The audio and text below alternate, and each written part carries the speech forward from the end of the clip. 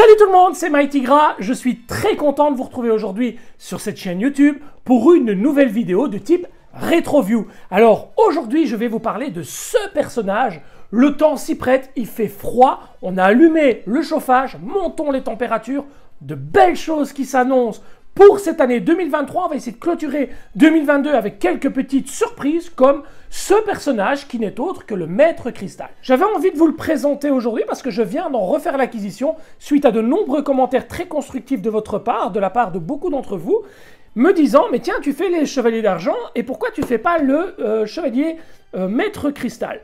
Alors, polémique, vous me direz ce qu'il en est dans les commentaires. Chevalier d'argent, pas chevalier d'argent, d'après Wikipédia, qui recense quand même pas mal d'informations d'à travers le monde, il s'agirait d'un chevalier qui n'appartient à aucune famille de chevaliers, donc un personnage vraiment très unique, très distinct. En tout cas, on n'en parle pas vraiment, on ne cible pas le fait que ce soit un chevalier d'argent, mais aujourd'hui, on va dire que je vais vous le présenter comme un chevalier d'argent parce que tout à l'heure, en fin de vidéo, il ira rejoindre les autres pépères dans la vitrine, les amis. Alors, c'est parti pour la découverte de ce personnage. Je pense qu'on va bien s'amuser. C'est une boîte à fenêtre. Et oui, à l'ancienne. C'est parti, on lance le générique et on découvre ça tout de suite. Générique, les amis.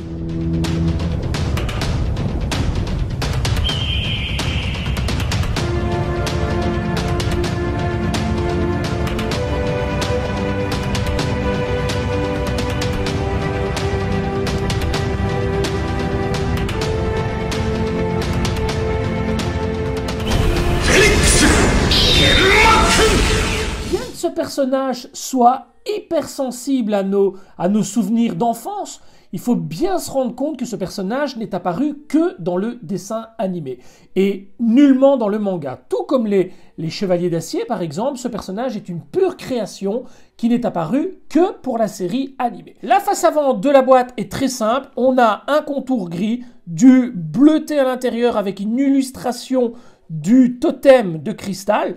Maître Cristal dans une pose très statique, très simple. On ne peut pas dire qu'elle soit vraiment expressive. Le traditionnel logo Bandai, rien de bien particulier. Sur le côté, le totem en illustration. Sur l'autre côté, idem. Le dessus, rien du tout. Le dessous, quelques annotations Tamashii. L'arrière, quant à lui, reprend une pose du personnage avec la cape. Une autre pose du personnage sans la cape cette fois. Nous avons deux visages, un premier visage neutre, le même visage avec le diadème, et enfin un visage du personnage possédé par l'attaque du Grand Pop. Il y a un petit bonus dans cette boîte qui est ici installé sur le personnage de Yoga V3. À l'époque, en 2007, le personnage de Yoga V1 n'étant pas encore sorti, ils se sont concentrés sur le V3 pour pouvoir le mettre. Donc c'est une espèce de glace qui vient se mettre sur les pieds, du plus bel effet. Et enfin, le totem vraiment splendide. Voilà pour l'arrière.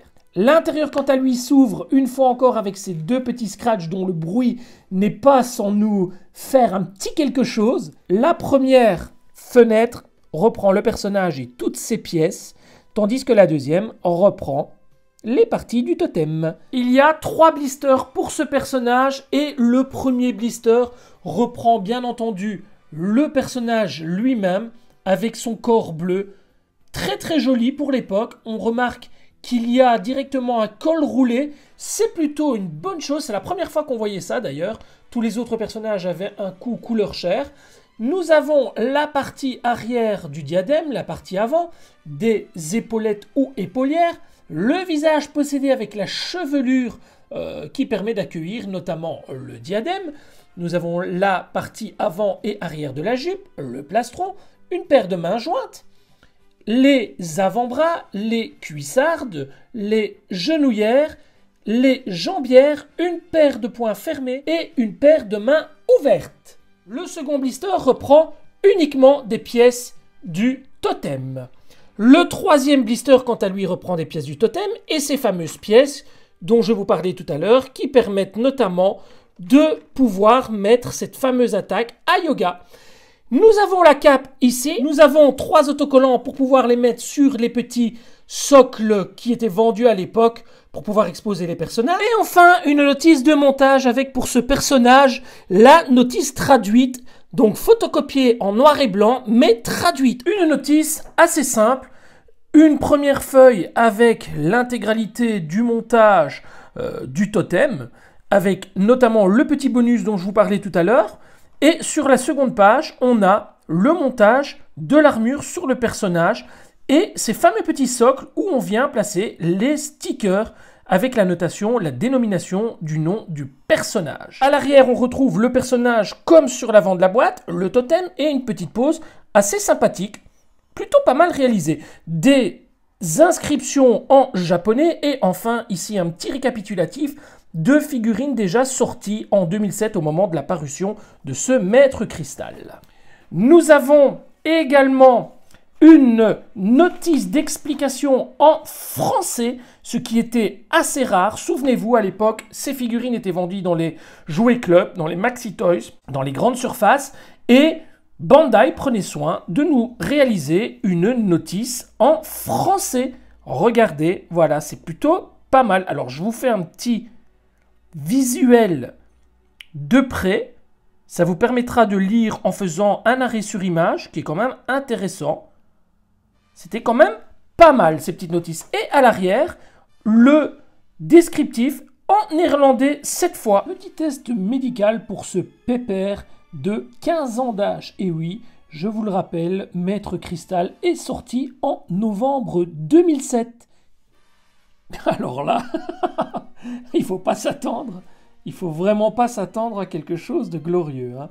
Regardez, entre arthrite, arthrose, voilà, le gars, il est passé sous un camion. Hein. Regardez, c'est juste exceptionnel. Voilà, il est vraiment totalement désarticulé. Alors pour la petite info, c'est récurrent pour ce personnage. Que vous l'ayez neuf ou d'occasion, ce personnage est une danseuse étoile de première catégorie. Voilà, alors pour les bras, ça fonctionne plutôt pas mal, c'est encore raisonnable. Le reste, bon, inutile de vous faire un dessin. Le personnage est complètement destroy. Voilà, regardez, j'espère que ça va pas trop nous causer de soucis lors de la séquence de posing en série, mais on fera tout pour que ça fonctionne. On va voir déjà s'il tient debout. Ça a l'air d'aller, donc s'il tient debout, ça nous permettra de nous amuser. Alors, le visage est magnifique, hein. Très très beau visage. Déjà pour 2007, Bandai savait nous pondre de jolis faciès. Allez les amis, on attaque tout de suite le montage. Petit rappel également, ce personnage n'étant pas sorti en manga uniquement en animé, bien entendu, il n'y aura pas de montage d'armure de type manga, comme c'est souvent le cas pour les Silver. On tire tout de suite les pieds, les mains, la tête. Et on attaque la première cuissarde. Cuissarde très très jolie avec du gris et du bleu. Et on remarquera qu'il n'y a pas d'oxydation, et ce malgré 15 ans d'âge. On va la placer tout de suite. La genouillère, la jambière. On referme tout de suite avec le pied. Même chose pour la seconde jambe.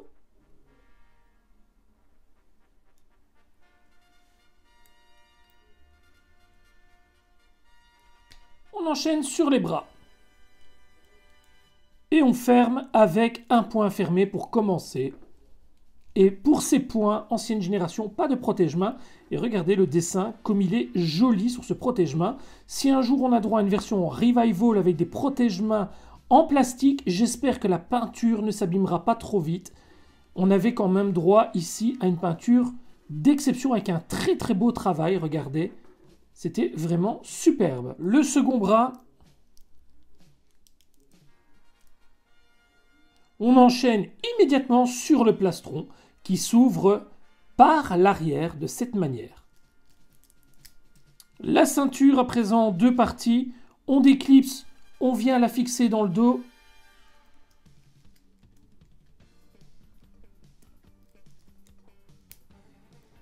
Et enfin, les épaulettes ou épaulières. Et attention, c'est la partie récalcitrante de ce personnage. Faites attention, cette partie se retire tout le temps. Elle est en 3 clips. Vous avez le premier clip ici, qui vient se fixer de cette manière. Ça saute tout le temps. Et ensuite, vous avez celui du dessous, qui saute également tout le temps. Vous avez une petite attache ici qu'il faut retirer. Ne la perdez surtout pas, elle vous permettra de mettre la cape. En réalité, vous allez devoir mettre l'épaulette de cette manière sur la petite attache, mais avant de faire cela, vous allez devoir passer la cape. Donc voici la cape. Vous allez devoir la passer de cette manière dans l'épaulette. Vous voyez, vous allez devoir la fixer par le dessous, la petite attache par le dessous. Je vous montre comment procéder. Vous mettez tout simplement la petite attache en dessous sur la cape de cette manière. Vous voyez? Vous venez récupérer l'épaulette et vous venez appuyer la petite attache à l'intérieur. Et vous voyez, ça tombe tout le temps. Voilà, ça c'est pour la première épaulette. Donc rien de compliqué pour celle-là. Par contre, pour la seconde, ça va se compliquer un petit peu parce que vous allez devoir mettre les deux attaches en même temps. De cette manière. Et ensuite, je viens refixer le tout sur l'épaulette. On enfonce bien. Et voilà ce que ça donne. Ensuite, il vous reste à passer cet ensemble autour du personnage de cette façon et simplement de venir clipser les épaulettes.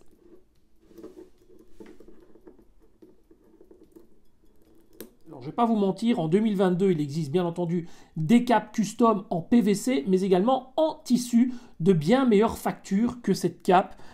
Premier choix qu'on a eu droit en 2007. Pour la tête, on va donc se séparer de la chevelure. On récupère immédiatement la partie arrière du diadème qui vient se clipser de cette manière. Vient ensuite la partie de l'avant du diadème qui va venir à serrage refermer celui-ci. Vous venez placer la partie supérieure qui vient parfaitement épouser le diadème juste sur l'avant. Et enfin, vous venez refermer le tout avec la partie arrière. Et voilà le résultat. Regardez quel beau visage et quel beau diadème. Franchement, un des plus jolis pour l'époque. Splendide. Une fois que ceci est fait, il vous suffit de remettre la tête sur le personnage. Bien sûr, on va peaufiner tout ça dans quelques secondes. Pour la séquence de posing en série, j'utiliserai le lycra, ce qui me permettra déjà de 1 de cacher les articulations, mais également, je l'espère, de rigidifier un peu plus le personnage qui a vraiment un corps, mais de grand-père qui est passé sous un camion, si on peut dire. Ce petit bonus est très sympathique pour qui désire réaliser une scène un peu dynamique. Pour rappel, dans le dessin animé, Crystal attrape Yoga par les jambes et lui fait monter la glace de par celle-ci. Alors, il faut simplement venir clipser de cette manière pour qu'elles tiennent ensemble. Et voilà. Comme ça permet au personnage de ne pas tomber. Je n'ai malheureusement pas le Yoga V3 ancienne génération. J'ai bien sûr le Yoga V1. Il est en vitrine avec une pose que je n'ai absolument pas envie de défaire. Donc je vous mets une petite photo de ce que ça donne. Il est temps pour nous de monter le lycra au personnage. Voilà le lycra monté sur le personnage. On a donc droit à un lycra intégral qui reprend les bras, le corps, les jambes bien sûr, mais également le cou. Alors c'est très bien, ça permet vraiment d'avoir un vêtement qui recouvre l'intégralité du corps et le résultat est plus que sympathique. Allez, je vous montre tout de suite ce que ça donne avec l'armure. Et voilà le résultat avec l'armure montée sur le corps recouvert d'un lycra. L'effet est réellement saisissant. On a quelque chose de très fini. Perso, j'adore. Donc la petite partie pour le cou, les deux bras séparés et enfin le body complet qui vient cacher toutes les articulations. Moi, personnellement, je trouve que pour ce personnage, ça lui va à ravir. C'est un des personnages qui, sans lycra, perd tout son charisme, tandis que là, le lycra n'est pas une option. Il est nécessaire. Allez, on attaque enfin la séquence de posing en série.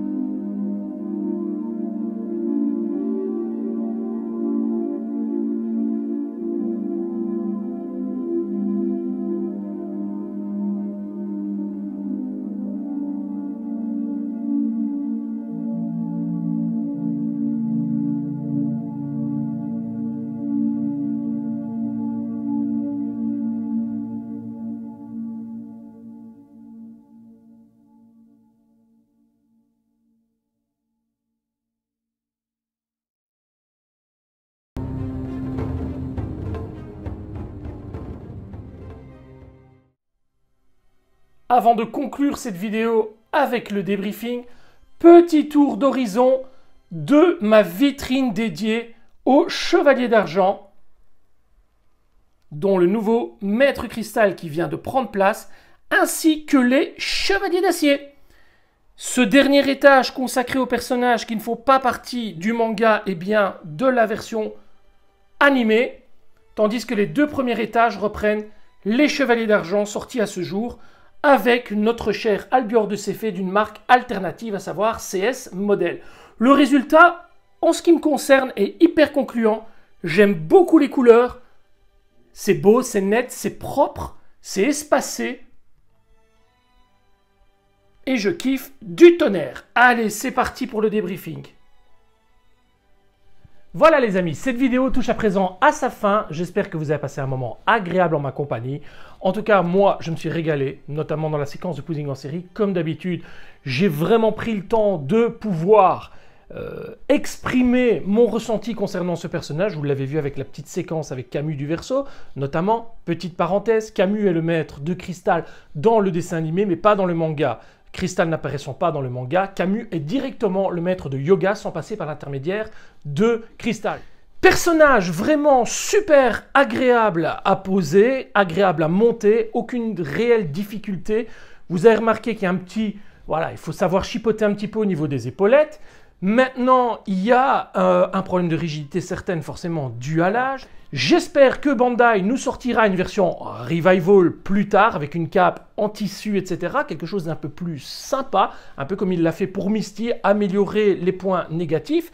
Ne vous attendez surtout pas, parce que je le vois souvent sur les réseaux sociaux, à voir un jour une version EX d'un Silver. Non, non, non, non, non, les amis. Vous parlez dans le vide, ça ne sert à rien. Bandai continuera sa ligne de conduite dans les versions classiques, les rééditera en Revival s'il le désire, mais ne fera jamais de version EX pour rester dans une cohérence de la gamme. Il ne va pas nous sortir des versions EX qui sont 2 cm plus grandes que les anciennes versions classiques ou les dernières Revival, comme ce sera le cas pour Misty. Les amis, si vous avez aimé cette vidéo, comme d'habitude, n'hésitez pas à vous abonner à la chaîne, activer les notifications, laisser un pouce, mettez un commentaire. Vous n'êtes pas obligé de tout faire, mais veillez quand même à regarder si vous êtes bien abonné et si la clochette est bien activée pour recevoir toutes les notifications des prochaines vidéos. En attendant, prenez soin de vous, prenez soin de vos proches, c'est là tout l'essentiel. On se retrouve d'ici quelques jours pour la vidéo de Babel du Centaure. Une vidéo qui risque d'être explosive. Soyez fidèles au rendez-vous. Je vous embrasse, à très bientôt. Ciao, ciao!